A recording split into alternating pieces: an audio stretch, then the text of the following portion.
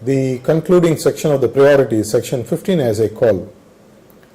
The one thing that we all know when we see the lovely globe from above, some of the Discovery Channel videos and all that, Earth looks pretty green. But when we actually get closer down, we find that it's not as green as it seems to be, or it's possible, how it should be. In this section, what I call as the green priorities for the PM to be, I have about 4 points to share. I am looking at point number 1, which is increasing the forest cover by 10% from what it is by the year 2018.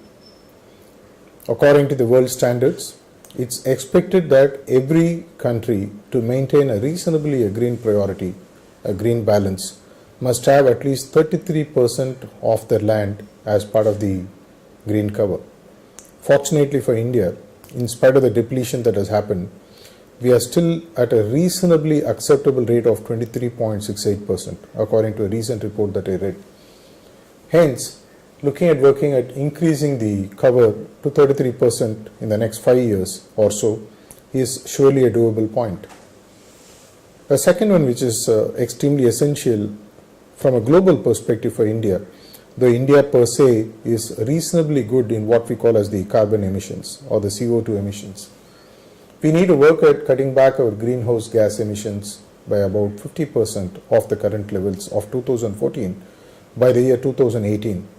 Fortunately, India's current CO2 emission factor per capita is at about 1.6, which is much healthier as compared to the global average. But when it comes to green emission, greenhouse gas cutting and all that, it doesn't matter who does it. Finally, it has a cascading effect across the globe. After all, finally, India is part of the world.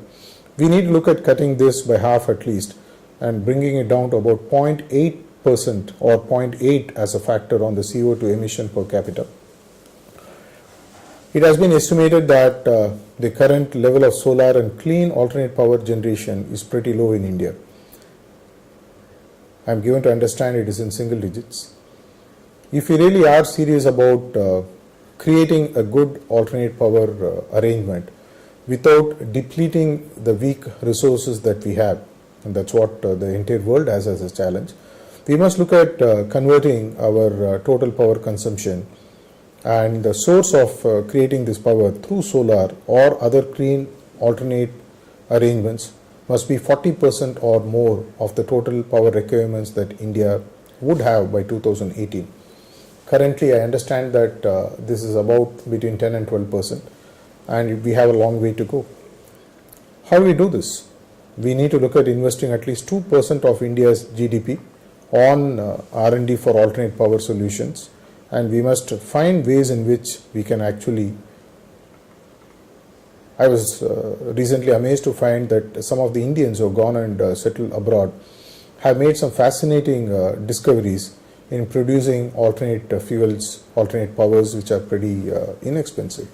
I'm very sure that if Indian PM takes the phone and talks to them, they would be too glad to come and help us in doing that. If we have to invest about 2% of the GDP on R&D for generating this alternate power and also ensure that the population gets to know about what we are doing, this is a doable factor of generating 40% of the power through the green channels. Though section 15 is the last section, I would like to reiterate here that none of the section is inferior or superior. We are talking about opening a lock which has about 15 keys, and I am giving 15 priorities which will act as 15 keys for the lock to open. When we open the lock, we are talking about making a glorious India.